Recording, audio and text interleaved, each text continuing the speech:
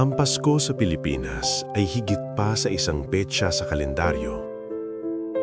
Ito ay isang tradisyong hinubog ng kasaysayan, pananampalataya at pusong Pilipino.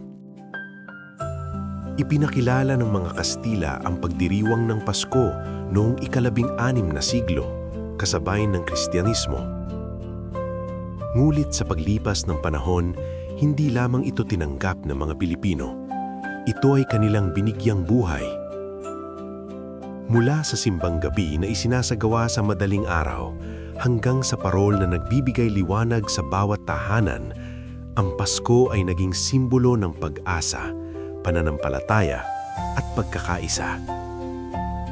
Sa bawat Noche Buena, nagsasama-sama ang pamilya, hindi para sa marangyang handa, kundi para sa presensya ng isa't isa. At sa bawat pamasko na ibinibigay, na ipapasa ang diwa ng pagbibigayan at malasakit.